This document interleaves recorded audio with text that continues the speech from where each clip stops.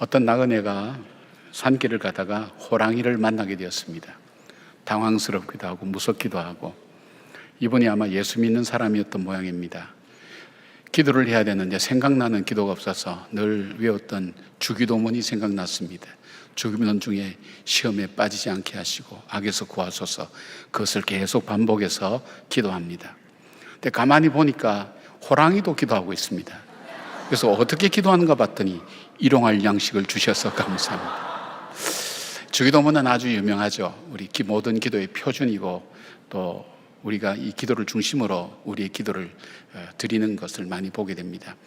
짧은 이 기도로 되어 있지만 이 기도는 순서나 그다음에 형식이나 내용에 있어서 완벽하게 잘 구성되어 있는 그런 기도이기도 하고요. 그 다음에 이 기도 안에는 우리 하나님 나라를 사모하고 그 나라 백성들이 살아야 될 삶의 원리들을 이 기도 속에 다 담고 있습니다. 근데 우리가 여기서 볼 때 이 제자들이 예수님을 향해서 이 기도를 가르쳐 달라고 했던 이유가 뭘까요? 그 당시에는 기도가 많았기 때문에 특별히 다른 기도가 필요 없었는데 예수님께 가르쳐 달라는 이유는 바로 예수님의 기도, 기도에 대해서가 아니라 예수님의 기도, 예수님이 드리는 그 기도를 가르쳐 달라는 것입니다. 우리가 누가복음은 특별히 기도에 대한 부분이 많이 나온다고 그랬죠. 오늘도 본문에 보면 예수님이 기도가 마칠 때에 이 제자들이 그것을 보고 요청을 하게 되죠. 우리에게 기도를 가르쳐 달라고. 그때 예수님께서 너희는 이렇게 기도하라고 말씀해 주십니다. 왜냐하면 제자들이 예수님의 삶을 이렇게 같이 공유하면서 서기관과 바리새인들이 교묘하게 공격해 들어오는 것도 지혜롭게 잘 막아내시고, 그 다음에 병든 자, 귀신 들린 자도 치료하시는 능력도 있고, 삶에 흔들림이 없이 하나님께서 주신 그 말씀을 따라서 걸어가는 예수님의 모습을 보면서 나도 그렇게 살고 싶다는 생각을 제자들이 아마 다 가졌을 것입니다. 예수님처럼 살고 싶다는 마음, 그 마음에 한 가지 특징적으로 발견되는 것이 있다면 예수님은 늘 기도하시는 분이라는 것. 예수님의 기도는 뭔가 다를 거야. 또 예수님의 기도는 뭔가 저분을 이끄는 뭔가 힘이 있을 거야. 그런 아마 생각 속에서 기도를 가르쳐 달라고 그렇게 요청한 것 같습니다. 저도 삶이 복잡하고 어렵고 무슨 기도를 해야 될지 막막할 때는 이 주기도문을 하나하나씩 이렇게 암기하면서 하나씩 되새겨 봅니다. 한 줄 한 줄씩. 그리고 나의 기도로 드립니다. 왜냐하면 이 기도야말로 내가 더 중요함에도 불구하고 미처 알지 못하고 기도하지 못했던 부분들을 다 품고 있기 때문에 이 기도를 종종 드리는 경우를 많이 경험하게 됩니다. 여러분들도 한번 힘들고 어려울 때, 쉽지 않고 어떻게 기도해야 될지 알지 못할 때, 어떨 경우에는 나는 내 필요만 늘 기도한다고 할 때 이 주기도문을 한 번씩 쭉 한번 읊조려 보면서 이 주기도문을 따라서 여러분의 기도를 하게 되면 기도가 더욱더 풍성해지는 것을 느끼게 됩니다. 여러분도 그렇게 보시고, 또 할 수 있으면 기도를 한번 필사를 해보시면 좋을 것 같아요. 주기도문을 하루에 한 번이라도 꼭 필사하시면 좋겠고, 주기도문 잘 안 하게 되죠. 평소에 잘 안 하죠. 예배 안 드리면 안 하죠, 그죠? 그러니까 가정 예배를 드리면서 꼭 한 번씩 드리면 이 기도가 얼마나 참 귀한 기도인가 하는 것을 알게 됩니다. 이 기도를 강론으로 이렇게 하면 한 몇 주에 걸쳐서 한 10주 가까이 그렇게 강의를 해야 되는데, 오늘은 그냥 요약해서 말씀드리는데, 이 주기도문, 주님께서 가르쳐 주신 이 기도에 기초가 있어요. 이 기도를 뒷받침하는 기초, 바치고 있는 기초, 이 기초가 무엇인가를 우리가 한 3가지 정도. 첫째는 하나님과의 관계에 기초하고 있습니다. 두 번째는 우리의 삶이 은혜로 살아가고 있구나 하는 것을 깨닫게 해주고요. 셋째는 우리에게 주어진 삶 속에서 성령의 도우심 없이는 살아갈 수 없는 존재라는 것을 우리에게 일깨워주는 그런 3가지 기초가 있어요. 그 3가지를 하나씩 살펴보시면서 여러분이 주기도문을 정말 사랑하는 분들이 되기를 바랍니다. 첫 번째는 하나님과의 관계에 기초하고 있다고 그랬죠. 예수님께서 가르쳐 주신 기도의 처음은 바로 하나님의 이름을 부르는 겁니다. 하나님 이름 부르는 것이 아니라 하나님을 부르는 겁니다. 기도의 대상을 자기가 명확하게 알고 있죠. 세상에도 기도가 있죠. 그러나 세상의 종교는 어떤 기도죠? 누구든 상관없어요. 나에게 복을 줄 수 있는 분이면 다 좋다는 기도예요. 그러니까 자기가 자기에게 기도하는 사람도 많죠. 그러나 우린 대상이 분명하죠. 그 하나님의 이름을 부르라는 것. 그런데 이 하나님과의 관계 정립이 기도에 있어서 가장 중요한 그런 기초가 되고 있다는 것을 말씀하고 있습니다. 마태복음에는 하늘에 계신 우리 아버지라고 시작하고 있는데, 누가복음의 누가는 그보다 더 쉽게 하나님께 다가가도록 그냥 아버지여라고 부르면서 자녀가 아버지를 부르듯이 그렇게 다가가도록 그렇게 가르치고 있습니다. 누가에 의하면 예수님의 기도는 바로 하나님을 아버지라고 불렀는데, 이렇게 부르지 않는 기도는 한 번밖에 없다 그래요. 그는 어떨 때인가 하면 세상 죄를 지고 십자가에서 피로 우리 인간의 죄를 씻는 메시아로서의 사역을 감당할 때 나의 하나님 그렇게 부른 것 외에는 하나님을 아버지라고 불렀어요. 갈라디아서 4장 6절 보니까 너희가 아들임으로 하나님이 그 아들의 영을 우리 가운데 보내사 아빠 아버지라 부르게 하셨느니라, 이렇게 말씀하고 있습니다.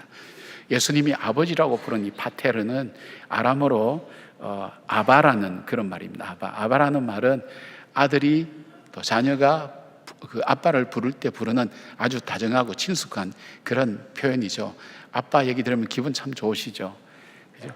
어느 날 아이가 와서 그동안 아빠를 너무 불러서 제가 성의가 없어진 것 같아요. 오늘부터는 아저씨라고 부를게요. 애들이 그러면 어떨까요? 아빠라는 얘기는 언제 들어도 좋죠. 바로 친근하게. 근데 그 아빠라는 말 속에, 아람어 속에는 친근함도 있지만 또 하나는 그 존재를 인정하는 것이 들어있어요. 그러니까 우리가 아빠 할 때 나의 아버지라고 우리가 그 존재라는 것이 전제가 되어 있잖아요. 근데 그 하나님이 어떤 분인가 하면 절대 주권을 가진 하나님, 천지를 창조하시고 역사를 주관하시고 내 인생의 생사화복을 주관하시는 그 하나님이라는 신앙 고백이 이 호칭 속에 들어있어요. 그래서 아버지 할 때는 우리가 아버지에게 다가가듯, 그렇잖아요. 길 가는 사람 아무나 붙들고 제가 저 누굽니까? 누구를 찾아가야 지금 되나? 지금은 뭐 모르겠어요. 옛날에는 저 삼성의 이건희 씨 보고 뭐 아버지 이러면 사람 이상하게 보잖아요. 아무나 그럴 수 없잖아요. 근데 그 하나님이 자기를 부를 때 아빠라고 부르라고 얘기하는 것 자체가 얼마나 귀한 건지 몰라요. 그래서 우리가 습관적으로 하나님 아버지 하나님 쉽게 하는데, 그렇게 할 때마다 감격이 있어야 돼요. 감격과 동시에 뭐가 있어야 돼요? 나의 이야기를, 내 마음을 다 쏟아놓을 것 같은 그 아버지. 그러면서 그 아버지는 절대 주권을 가지시고 능력을 가지시고 나를 사랑하시고 인자신 바로 그 하나님이라는 그것을 인정하고 고백하는 그 마음이 같이 우리 마음속에 표현되어 있어야 돼요. 이 기도가 될 때에, 그 관계가 형성될 때에 그때 나오는 기도가 뭐냐면 아버지의 이름이 거룩히 여김 받으라는 바로 그 기도가 나올 수가 있어요. 이게 전제가 안 되면 이 기도가 나올 수가 없어요. 아버지의 이름이 존귀하고 귀하게 영광받게 되는 그런 삶이 내 삶 속에서 이루어지게 하십시오. 그리고 하나님 나라가 오게 하십시오. 하나님이 통치하신 나라가 오게 하십시오. 왜 이 기도가 중요한가 하면, 우리는 급한 일부터 중요한데 이 기도가 가장 중요하고 예수님께서 먼저 기도를 하게 된 이유는 바로 하나님의 뜻이 이루어지는 것이 우리의 삶에서 완벽하기 때문입니다. 그리고 하나님이 통치하시는 의와 희락과 화평의 나라야말로 우리가 정말 꿈꾸는 그 나라이기 때문입니다. 아버지의 뜻이 이루어지고 아버지 나라가 이루어지도록 하는 그 기도가 우리들 속에 필요하다는 것입니다. 저희 가정이 이제 좀 오래된 얘기지만은 연속적인 어려움을 겪고 계속해서 하여튼 고난에 시달릴 때 집사람하고 저하고 함께 좌절하고 절망했죠. 왜 우리는 예수를 믿고 주의 종의 가정인데도 이렇게 남들이 겪지 않는 시련과 어려움들을 많이 겪을까 생각하면서 불평하고 있었어요. 그때 그런 얘기를 서로 주고받았어요. 성경에 보니까 하나님은 절대 주권을 가지시고 우리의 생사화복을 주관하신 분이라 그랬는데, 이분이 왜 우리에게 이렇게 대하시는지 알 수 없다고. 그런데 여보 한번 생각해 보라고. 이분은 자기가 하고 싶은 일을 위해서, 자기의 뜻을 위해서 자기 아들까지도 죽이는 분이야. 여러분 이 생각해 본 적 없어요? 하나님은 자기 뜻 이루기 위해서 아들까지 죽이는 분이에요. 그것도 십자가에서 처참하게 죽이는 거예요. 무서운 분이죠. 제가 독한 하나님 이렇게 그때 표현했는데 집사람한테 어제 얘기하니까 여보 그 표현은 쓰지 말라고, 하나님에 대해서 굉장히 불경죄라고. 근데 심정은 그랬어요. 참 하나님 대단하다 그러면서 그런 얘기했어요. 그런데 그 성경에 하나님이 자비롭고 긍휼히 많으신 하나님이라 그러잖아. 그렇다면 우리가 이걸 성경을 그냥 믿어버리자. 따지지 말고, 이해하려고도 하지 말고, 왜 이런 일이 일어났는지 그것도 하지 말고, 그냥 그 하나님은 우리 아버지고 자비롭고 긍휼이 많으신 하나님이라는 사실을 믿어버리고 이 어려운 문제를 그냥 헤쳐나가보자. 그렇게 이야기를 했어요. 근데 지금 와서 다시 쭉 돌아보니까 그 하나님은 바로 그런 하나님 맞았어요. 나를 살리시기도 하시고 죽이시기도 하는 그 하나님께서 우리 가정에 인도하여 주시고 베풀어 주신 것은 긍휼과 사랑이었지, 제가 잘나서 제가 의가 있어서 된 건 아니에요. 하나님 안에 있는 그 아버지의 긍휼과 자비가 저희 삶을, 저희 가정을 이끌어 왔다는 그 고백을 드릴 수가 있는 겁니다. 사랑하는 여러분, 여러분도 마찬가지일 거예요. 어려움과 힘든 일 닥치고 계속되는 이해하지 못할 일들 일어날 때 참 안타깝죠. 무슨 기도를 드려야 될지 모르죠. 그때 하나님 아버지 부르시면서 그 속에 절대 주권 가지고 계신 하나님, 주께서 허락하지 않으면 이루어질 수 없는 일이라는 것, 그러나 주님께는 뭔가 뜻이 있고 계획이 있을 거라는 것, 그런데 그 하나님의 속성이 자비와 긍휼을 가지신 하나님이라는 것을 우리가 믿음으로 고백하면서 여러분의 삶의 어려움을 헤쳐나가면 이 삶은 우리의 상처가 아니라 스카가 아니라 스타, 별처럼 빛나는, 보석처럼 빛나는 우리 신앙의 간증이 될 줄 믿습니다. 하나님 아버지, 한번 같이 불러볼까요? 하나님 아버지.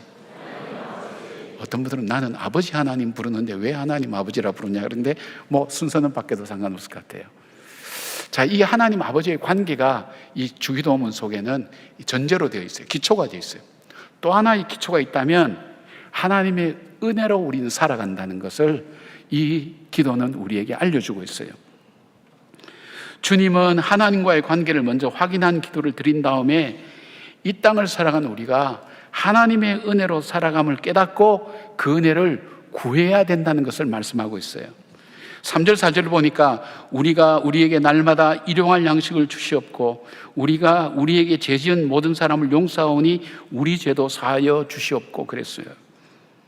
우리가 인생을 살면서 가장 필요하면서도 우리 삶을 평안하고 안정 있게 해주는 것이 두 가지가 있다면 하나는 물질의 문제고 하나는 인간관계의 문제예요. 이 두 개가 우리 삶에 있어서 가장 중요한 것이라고 볼 수 있어요. 2021년도 미국 여론조사 기관인 퓨 리서치 센터가 한국을 포함한 17개 나라 G7 포함해서요, 성인 1만 9천 명을 상대로 삶을 의미 있게 하는 것이 무엇일까 하는 질문을 세계 각국의 19개 나라 사람들에게 공통적으로 질문했는데 거기에 1, 2, 3위 안에 들어가는 것이 뭐냐면 물질과 가족이라고 그랬어요. 그 외에 뭐 친구 뭐 이런 여러 가지 내용들이 있었죠. 이건 뭐냐면 모든 사람이 이 땅을 살아가며 필요한 게 뭘까? 물질도 중요하고 관계도 중요하죠. 관계가 깨지면요, 물질 아무리 많아도 지옥이에요. 그렇죠? 관계가 우리가 뭐 아무리 좋아도 또 물질이 없으면 또 어려울 수도 있죠. 우리가 불편할 수도 있죠. 자, 그런데 주님께서 볼 때 주님은 먼저 그의 나라와 의를 구하라 하기 때문에 물질과는 관계가 먼 분처럼 우리가 느껴지지만 오늘 주님께서는 뜻밖의 일용할 양식을 구하라고 그렇게 말씀하고 있어요. 왜 그러셨을까? 왜 기도를 하게 하셨을까? 이것을 보면 우리가 한 세 가지로 생각할 수 있어요. 하나는 우리가 이 땅에서 먹고 사는 문제가 우리의 영적 생활에 굉장히 중요한 요소가 되기 때문에 그렇습니다. 물질과 하나님은 무슨 상관이 있을까? 복이나 이런 것이 연결되지. 주님은 뭐 신앙적으로 기도 열심히 하라 그렇게만 하지 물질을 구하라고, 일용할 양식을 구하라고 그렇게 말씀하지 않죠. 우리가 그렇게 흔히들 생각해요. 그러나 주님은 우리에게 일용할 양식을 구하라고 그랬어요. 뭐 자세한 내용들을 다루기보다는 왜 이런 기도를 드리게 했을까? 주님도 40일 동안 공생에 들어갈 때 광야에서 받은 첫 번째 시험이 먹는 것, 물질의 시험이었어요. 그리고 아담과 하와도 제일 먼저 유혹을 받은 것이 선악과를 따먹으라는 그 물질의 문제였어요. 가룟 유다는 은 30에 예수님을 팔았어요. 물질은 우리 영적 생활에 중요한 요소가 되는 것을 우리가 알고 있으라는 얘기입니다. 그리고 물질이라는 게 참 중요합니다. 또 하나 있다면 일용할 양식을 구하라는 것은 오늘 나에게는 이 물질이 하나님의 공급하심을 통해서 우리에게 있는 것이라는 것을 깨닫고 믿으라는 겁니다. 우리는 하나님은 내 생명을 위해서 모든 것을 공급하는 분인 것을 잊지 말고 살아라는 것입니다. 어떤 분의 통계에 의하면, 그 사람들 통계에 내면 우리는 내가 노력하고 내가 애써서 얻은 것이 많은 것처럼 여기지만 우리는 이미 우리에게 주어진 것의 한 70%는 이미 주어진 것을 가지고 인생을 시작한다는 거예요. 그러니까 내가 노력해서 얻는 것보다는 노력해서 얻지 않은 것이 훨씬 더 중요하고 훨씬 더 많다는 것을 알고 있어야 돼요. 그러니까 오늘 나에게 주어진 것은 하나님의 은혜로 나에게 주어진 것이라는 것을 잊지 말고 살으라는 거예요. 근데 이것을 잊어버릴 때는 어떻게 되느냐? 나의 노력과 나의 예쁨으로 이루어지고, 그러다 보면 자연스럽게 무슨 마음이 있어요? 나의 의구와 교만함이 마음에 들어오면서 나에게 오늘도 물질 주시고 살게 하신 그 하나님을 잊어버리게 된다는 거예요. 로버트 번스라는 분이 이렇게 기도했다고 합니다. 하나님, 어떤 사람은 먹을 것이 있는데 먹을 수 있는 능력이 없습니다. 또 어떤 사람은 먹을 수 있는 능력은 있는데 먹을 것이 없습니다. 하나님, 저에게 먹을 것도 주시고 먹을 수 있게 해주셔서 감사합니다. 우리가 함께 드릴 기도죠. 우리 현실 속에서 맞는 기도죠. 우리에게 오늘도 가족들도 허락해 주시고 물질도 허락해 주신 그 하나님, 그 하나님의 은혜를 기억하면서 어떻게 하라고요? 일용할 양식을 구하라는 거예요. 물질을 구하는 것이 잘못된 것도 아니고 신앙에 어긋나는 것도 아니라 이 물질이 우리의 삶에 영적 삶에 굉장히 큰 영향을 준다. 그리고 우리에게 하나님께서 은혜로 주신 것이라는 것. 자, 그리고 주님께서 또 우리에게 또 필요한 것을 말씀하시는 것은 관계의 평안을 구하라고 그렇게 말씀하고 있어요. 인간에게 있어서 가장 중요하면서도 어려운 부분이 인간관계죠. 가족이나 사랑하는 사람과의 관계는 특별히 우리 삶에 결정적인 영향을 줍니다. 이 관계를 통해서 고통과 아픔도 오지만 관계를 통해서 기쁨과 평안도 누리게 되죠. 그런데 이 복된 관계는 우리 스스로의 노력과 힘으로 이루어지지 않는다는 것을 우리는 경험적으로 잘 알고 있습니다. 그래서 예수님은 우리에게 이것도 하나님께 구하라는 것입니다. 이 인간은 하나님과의 관계가 깨어졌고 자신과의 관계, 가족과 이웃과의 관계, 자연과의 관계도 깨어졌습니다. 이 관계의 파괴는 죽음에 이르게 되었고 또한 우리 스스로 회복할 능력이 없게 되었습니다. 하나님과의 관계도 십자가의 용서를 통해 회복되었습니다. 마찬가지로 인간관계에 있어서도 용서라는 과정을 통해서 이 관계 문제가 해결될 수 있어요. 여러분, 관계의 문제를 할 때는 우리가 먼저 이렇게 생각하셔야 돼요.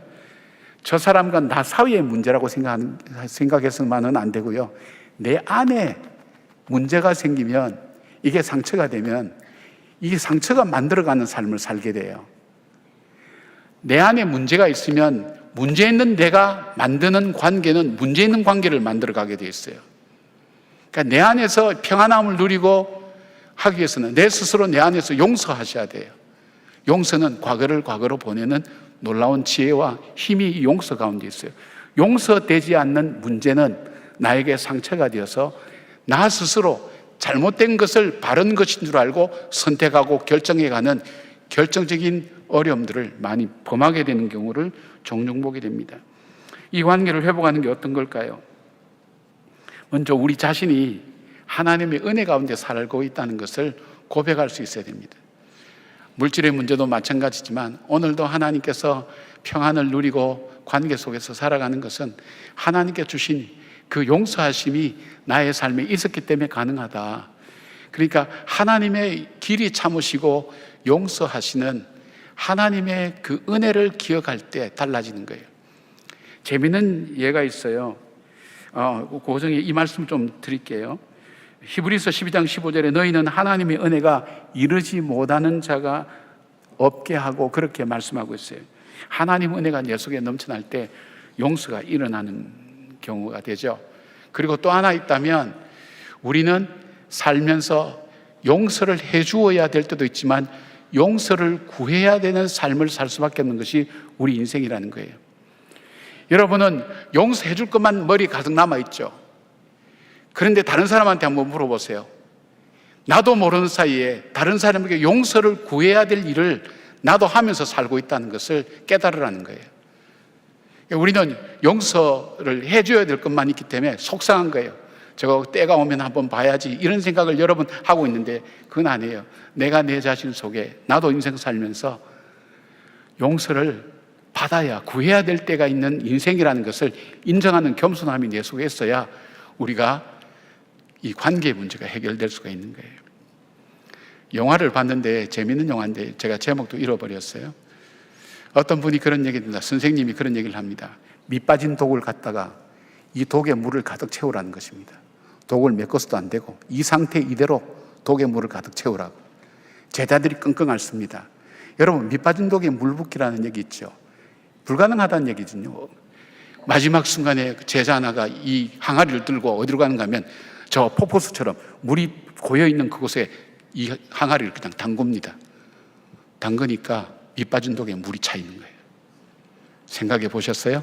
내 인생이 밑 빠진 독처럼 새고 또 새고 해도 하나님 은혜에 젖어들면 내 속에 없던 용서함이 나오고, 그리고 평안이 나오고, 하나님 은혜가 나온다는 것을 기억하는 저와 여러분 되기를 바랍니다. 그래서 주님 앞에 구하시기를 바랍니다. 하나님, 일용할 양식 주세요. 그리고 정말 제가 용서받은 것처럼 제가 용서하는 사람 되게 하시고, 또 나 자신도 용서하고, 이것이 내 속에 문제로 남아있지 않고 주님의 은혜가 내 속에 가득 차서 그 은혜가 내 상처를 덮고 내 마음속에 평안을 주셔서 사람들과 평안한 관계를 맺어가기에 부족합니다. 여러분은 어떤 사람 만나면 속에서 열불나는 사람이 있고요, 어떤 사람 만나면 마음이 가라앉는 사람이 있죠. 어떤 사람이요, 상처가 있는 사람 속에는 평안함이 없어요. 그 평안함이 없는 그 상태가 나타날 때 관계는 어려워지는 거예요. 그러니까 여러분이 아름다운 관계를 원하십니까? 주님께 구하시길 바랍니다. 세 번째, 이 주기도문 속에 있는 그 기초는 성령님의 도우심을 기초로 하고 있어요. 4절 후반줄에 우리를 시험에 들게 하지 마시옵시고 라고 했고요, 마태복음 보면 6장 13절에 하나가 더 첨가되어 있어요. 우리를 시험에 들게 하지 마시옵고 다만 악에서 구하시옵소서라고 했어요. 근데 주님께서 이 기도를 우리에게 하라고 하는 것은 우리 힘으로 할 수 있는 것과 할 수 없는 것이 있는데, 아무리 유능한 사람이라도 할 수 없는 것이 있다면 바로 우리는 시험에 빠진 일이에요. 시험에 빠진 일. 시험에 빠진 일은 아무리 유능한 사람도 피해갈 수가 없어요. 이건 왜냐하면 타락한 인간에게는 육신의 정욕, 이성의 자랑, 안목의 정욕으로 자기도 모르게 시험에 빠져 있는 거예요. 분명히 잘했는데 지나고 보면 그것이 시험이 있다는 것을 깨닫고 잃어버린 다음에 깨닫는 부분들이 우리에게는 많아요. 그래서 야고보서 1장 14절 15절에 이렇게 말씀하고 있어요. 오직 각 사람이 시험을 받는 것은 자기 욕심에 끌려 미혹됨이니 욕심이 잉태한 즉 죄를 낳고 죄가 장성한 즉 사망을 낳느니라. 결국 이 시험은 우리가 깨닫지 못하고 나올 길을 빠져나오지 못하면 결국 사망이 이르는 어려운 문제가 되는 거예요. 그래서 시험은 위기라고 그런 얘기하죠. 위험한 기회가 되는 거예요. 빠져나올 수 있는 길을 찾지 못하면 그것이 자기를 죽이는 길이 되는 것을 볼 수 있어요. 그래서 성령의 도움 없이는 우리는 이런 삶을 살아날 수가 없어요. 그래서 주님께 기도하셔야 돼요. 늘 성령께 구하셔야 돼요. 성령님, 내 삶을 인도해 주십시오. 시험에 빠지지 않도록 내 삶을 도와주시고 인도해 주십시오. 시험에 빠지는 것이 항목별로 이렇게 분류되어 있으면 얼마나 편할까요? 그런데 알게 모르게 저와 여러분의 마음속에는 나름대로 분류를 하고 있어요. 그런데 그것이 큰 착각이라는 거예요. 우리는 좋은 일에도 시험에 빠질 수가 있어요. 어떤 분이 그렇다 그러잖아요. 어떤 분이 집을 사서 그 집에 이렇게 놀러 갔는데 정말 축복하는 마음으로 너무 집 사는 과정을 알았기 때문에 가서 자기 집과 비교되면서 시험이 든 거예요. 이 집은 우리보다 잘 사네. 이것도 있네. 저것도 있네. 어떤 일이죠? 축하로 갔다가 자기 마음에 시험이 들어서 그때부터 근심이 되어서 그때부터 아파트 늘리기 위해서 최선을 다해서 살아가는 거예요. 어리석은 인생이 되죠. 그래서 묘비에 뭐라고 적혔어요? 이분은 소형 아파트 월세에 살다가 전세로 옮긴 다음에 33평 아파트를 구입한 다음에 40평 아파트에 살다가 죽었노라. 묘비에 그렇게 새겨질 수밖에 없어요. 남의 얘기가 아니에요. 내 얘기일 수가 있어요. 그러니까 우리가 어떻게 해야 돼요? 하나님 내게 시험에 들지 않도록 하나님 나를 지켜달라고. 이 시험보다 더 어려운 것이 있어요. 그것은 악에게 빠지지 않는 거예요. 악에서 구해달라는 거예요. 악에서 구해달라는 요청은 악에게 걸리면 우리는 빠져나올 길이 없어요. 성령께서 우리를 도와주셔야 돼요. 왜냐하면 악은 바로 사단의 계략과 음모라는 것을 주님 말씀하시고 있어요. 지난번에도 말씀드렸죠. 우리의 삶은 영적 전쟁이라고.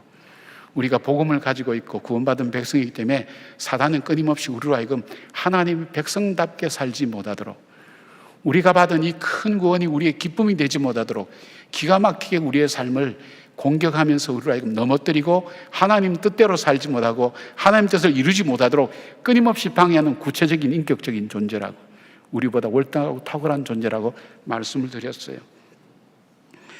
예수를 팔 생각을 넣었던 사단 가룟유다는 그 생각이 자기 것인 줄 알고 예수님을 은삼십에 결국 팔고, 자기가 깨달았을 때는 내가 지금 무슨 짓을 한 거지, 그 문제를 해결할 방법이 없어서 자기 스스로 목숨을 끊었어요.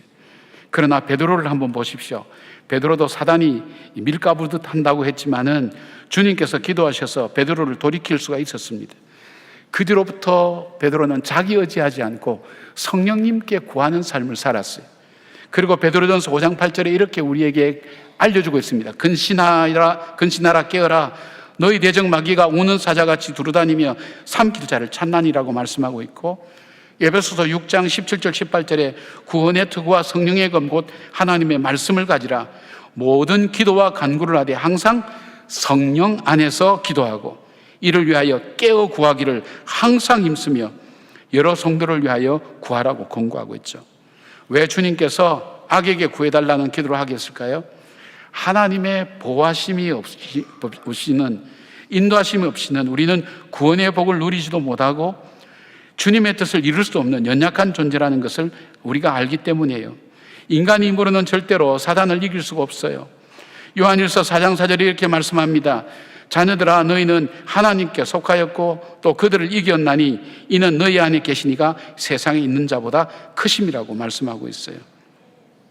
내가 이 기도를 드린다는 것은 하나님, 나는 하나님의 통치를 받고 하나님 뜻을 따르기를 원합니다. 주님의 뜻 순종하기를 원합니다. 내 뜻 이루어지는 것이 아니라 주님의 뜻 이루어지는 삶을 살기를 원합니다. 내가 내 삶을 통치하는 것이 아니라 하나님께서 내 삶을 다스려 주시는 그 마음을 주십시오 하는 그 간절함이 이 기도 속에 담겨 있어요. 성령께서 인도해 주시기를.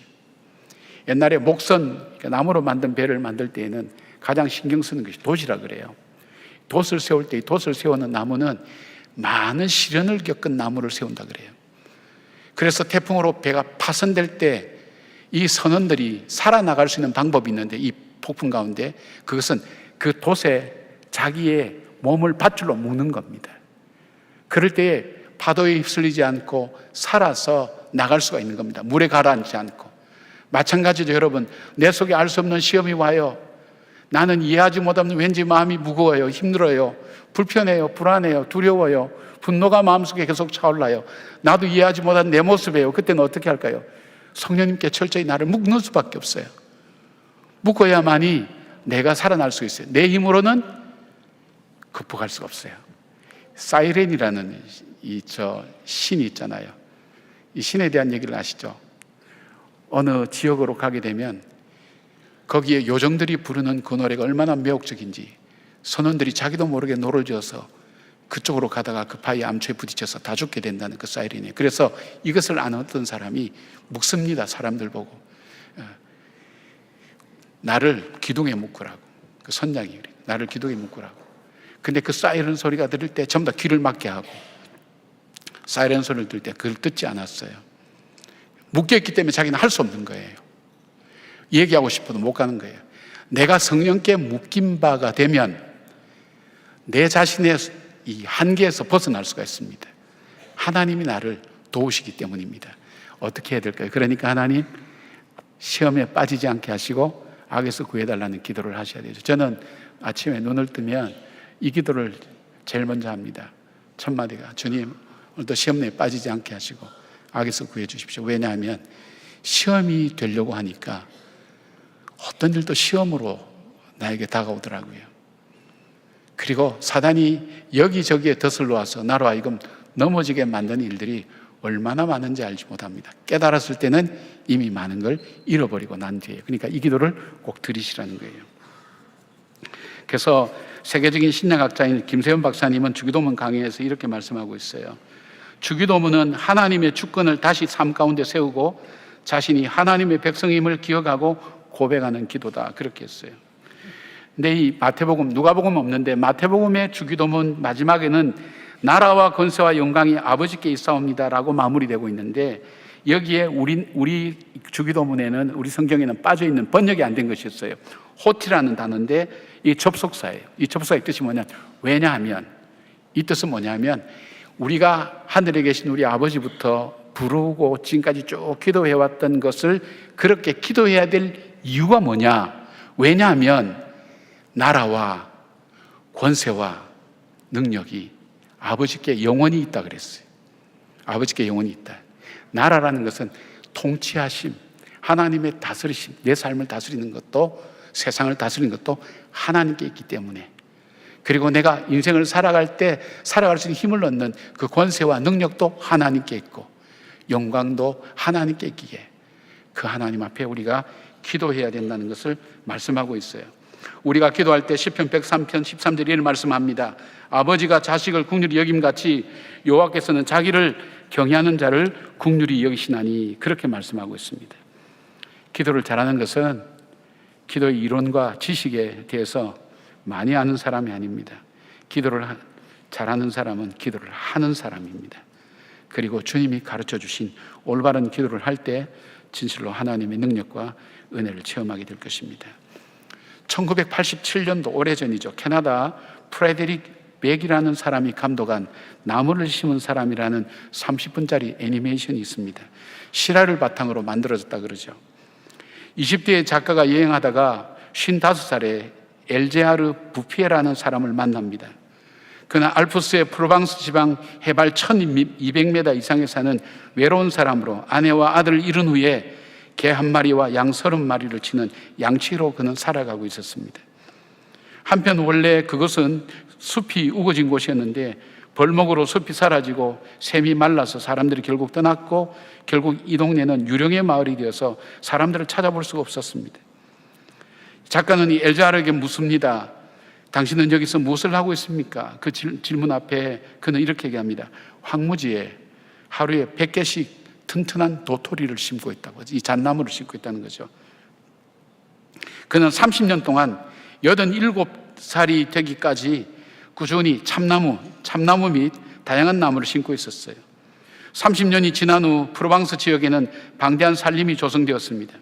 숲은 아주 천천히 퍼져나갔기 때문에 사람들은 숲이 저절로 생겨났다고 생각했습니다.